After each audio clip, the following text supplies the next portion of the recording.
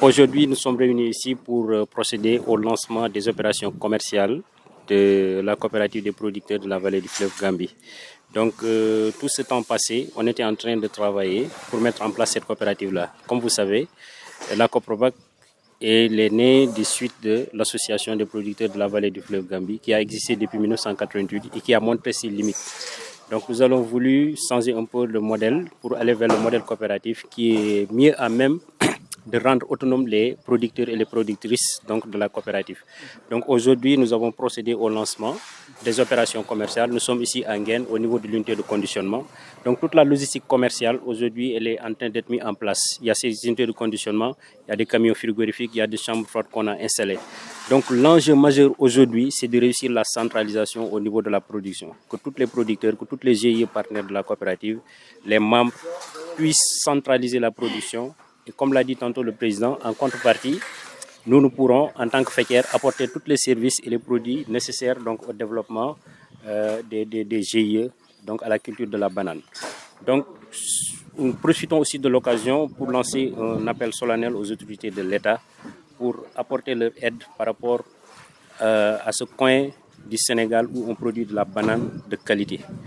Comme vous le voyez, aujourd'hui, sur les standards de qualité, presque nous avons atteint, en termes de calibre, en termes de qualité, nous avons atteint donc tous les standards requis. Il reste à revoir les pistes de production. Dans la zone, il y a des dizaines de milliards de produits agricoles qui sortent chaque année. Rien que pour Aprovac, nous comptons sur un chiffre d'affaires de 1 milliard 500 millions à 2 milliards. Donc, sans compter les autres GIE, les autres producteurs qui sont dans la zone. Donc, cela nécessite un appui de l'État qui a déjà beaucoup fait, mais qui doit aussi apporter son appui par rapport aux pistes de production. Parce que tout ce qu'on fait, de la production donc à la commercialisation, si en dernière étape nous ne pouvons pas sortir cette production dans cette zone-là, finalement, donc, ce sera des efforts vains. Donc aujourd'hui, c'est le sens qu'on a donné à cette cérémonie de lancement où il y a l'autorité publique qui est là, aussi l'ensemble des présidents de nos GIE, donc pour donner un cachet solennel donc, à ce lancement des opérations commerciales. Et nous lançons un appel aussi au niveau des producteurs à comprendre le schéma qui est mis en place pour réussir la coopérative. Donc le schéma, c'est quoi, je le rappelle, c'est que la coopérative va amener tous les produits et services au niveau des producteurs, en termes d'engrais, en termes de carburant, en termes de services d'accompagnement sur les itinéraires techniques et en contrepartie, que les producteurs centralisent leur production, nous vendrons pour eux. Donc aujourd'hui, les coopérants sont les producteurs, en même temps, ils sont leurs clients. C'est-à-dire quand ils produisent, ils vendent la FECER vend et les bénéfices que nous ferons reviendront aussi aux GIE. Donc aujourd'hui, c'est tout le sens de cette coopérative qu'on a mis en place. Le président l'a rappelé tantôt, tout début est difficile. Mais nous comptons quand même d'ici 1 à 3 mois que toutes ces opérations que nous avons entamées puissent être huilées. C'est bien vrai que la route est impraticable. Ça, c'est le constat que j'ai fait même ce matin en venant ici à Nguyen 2. Franchement, la route est tellement dégradée. Donc, j'ai entendu aussi le cri de cœur des populations. De toute façon, nous allons informer les autorités compétentes qui vont certainement, qui ne vont pas tarder à réagir sur le plan pour au moins retaper la route. C'est une bonne initiative. Je pense que c'est quelque chose à saluer parce que comme ce sont des producteurs, ils veulent produire une banane de qualité. Donc certainement le ministre chargé de l'agriculture va trouver les moyens nécessaires pour y parvenir. C'est avec une grande fierté que j'ai vu ce don qui a été octroyé par un projet canadien pour vraiment appuyer la jeune banane. waaw li waral ndaje bi tey moom moo nekk lancement officiel bu Coprovac ci wàllu commercialisation donc moo tax tey ñun ñu daje fii boo président GIE yi les membres du CA fekk fi aussi waa Nguyen woo suñu préfet woo aussi le DRDR donc ñu ñëw daje fii Nguyen tey pour ñu mën a def lancement officiel coopérative bu Coprovac donc lancement bi nag dafa am lu ci topp mooy coupe de banane. Coupe bi nag dina ci am loo xamante ne cashew lay doon mu am ci loo xamante ne vrac lay doon donc loolu day tax ba vraiment ñun ñi nga xam ne ñu ngi yëngatu ci wàllu banana bi xëy na ñu gën a gis suñu bopp ci wàllu banana bi parce que tey yow bu fekkee da ngay bay banana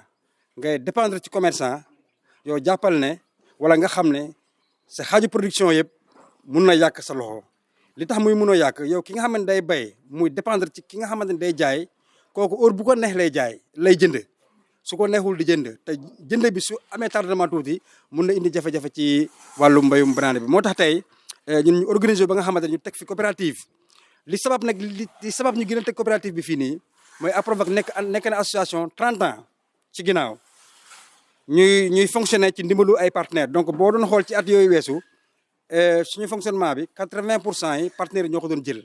ñu gis ni adduna bi ak nu muy doxee ak évolution yi di am ak jafe-jafe yi nga xamante ne yàlla mooy ñëw teg ñu ko te kenn du si mën dara day tax ñu def constat boo xamante ne chaque at dina am ay partenaires yu wàññeeku ñu gis ne ñun bu ñu jëlul ay matuwaay dina dem ba du ñu amati ay partenaires ñuy dimbali te su boobaa du ñu mënal suñu bopp looloo la ñu teg coopérative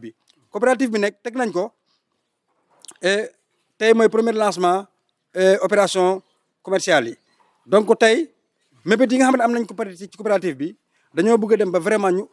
am autonomie ci lépp maanaam tey waa coopérative bi ñoom ñooy bay banana bi ñoom ñoo ko jox coopérative bi ñoom ñoo koy jaayal seen bopp moo tax am na ay yenn projet yi nga xam ne ñu ngi ñuy accompagner lu mel ni FAR jëndal nañu ñaari oto pour vraiment opération commerciale yi am nañ beneen troisième oto bu war a ñëw boobu mi ngi en cours boobu c'est à travers le projet Thiès Sud déjà installé nañu ñeenti chambre froide pour ñu mën a jaay banana bi au niveau de Ndioum Ourossogui ci lañu ak Richard Toll mais investissement yooyu yëpp ndorte la rek gis nañ ne vraiment du doy donc pour ñu mën a jaay suñu production à 100% foog ñu am yeneen 10 chambres froides boole ko ñeenti yi wala yeneen 8 chambres froides boole ko ñeenti yi mooy tax ñu mën a jaay suñu banana à 100% coopérative bi gis ci boppam baykat bi gis ci boppam waaye nag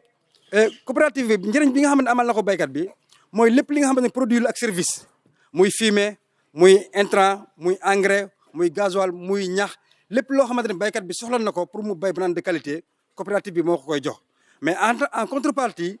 bépp banane bi nga xam ne bay nañ ko ci biir GIE bi dañ koy centraliser ba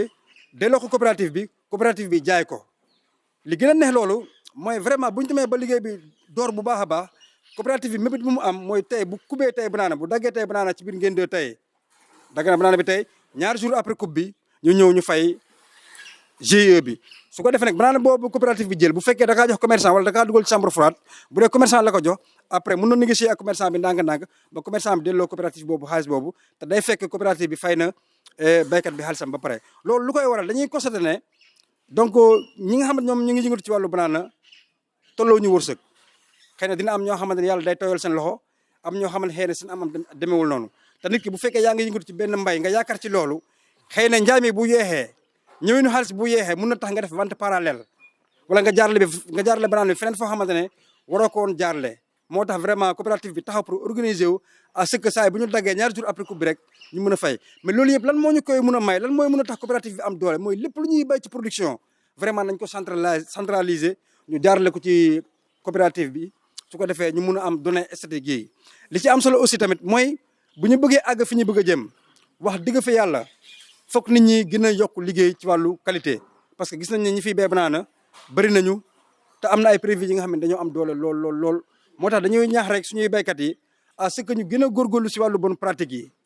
ñu góorgóorlu si wàllu bonne pratique yi ñuy jëmbat heure bu ñu war a jëmbatee loolu yëpp bu ñu ko respecté ak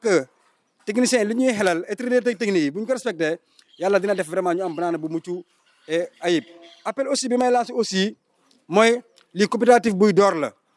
parce que dara mënoo koo door rek nga am résultat à 100% ci commencement bi du ñàkk ay jafe-jafe mais saa bu jafe-jafe amee nañ ko teg si kaw taabal bi xool naka lañ koy solutionné bu ñu ko defee étape par étape peut-être fii ak ñaari at ñetti at ci kanam dina tax ba vraiment lépp li nga xamante amoon nañ ko jafe-jafe ci coopérative bi ñu réglé ko tey bu ñu ko tegoon teg rek lépp dox à 100% man ci sama jëm bopp en tant que PSA damay tiit parce que lu commencé ci lu neex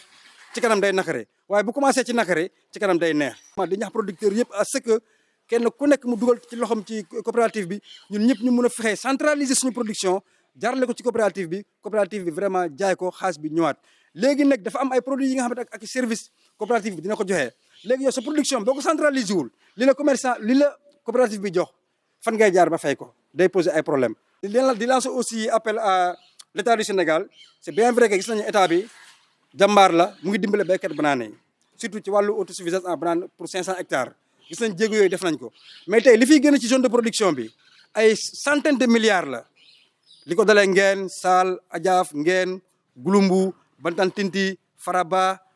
Wasadu extra ay milliards ñoo fiy génn te xoolal yoon bi nga xamante ne tey foofu la production bi di jaar yoon bi c'est impraticable gis nañ ko tey bi ñuy ñëw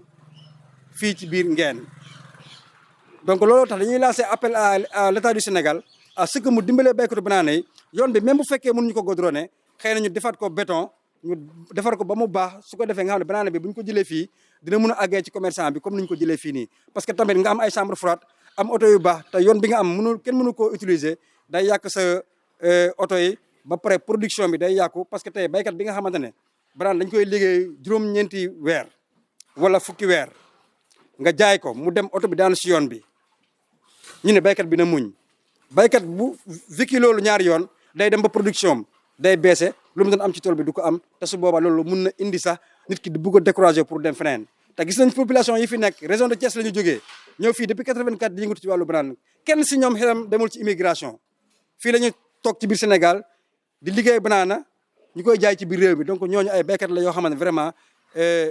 jot na état du Sénégal gën leen jàppale c'est bien vrai que état bi mu ngi ñuy gën a jàppale mais état bi na gën a doubler effort am yi su ko defee ñu xool ci yeneen aspect yëpp parce que tey kii di banaana di nga wax ndox ku di banaana di nga ne investissement ay câble yi parce que boo leen gisee des fois ñuy ne banaana Côte d'Ivoire parce que yow banaana boo xamante da nga koo dagg ci biir tool bi teg ko ci suuf jël ko ci suuf génne ko ci buntu tool bi teg ko ci suuf jël ko ci buntu tool bi teg ko ci kaw charrette du ko assimiler ci bascule bi banaana boobu mënul am qualité mais bu fekkee am nañ ay moto pompe yu baax am ay ligne câble yi vraiment nga ne banaana bi boo ko dagg ci tool bi da nga koy lonk ci ligne câble bi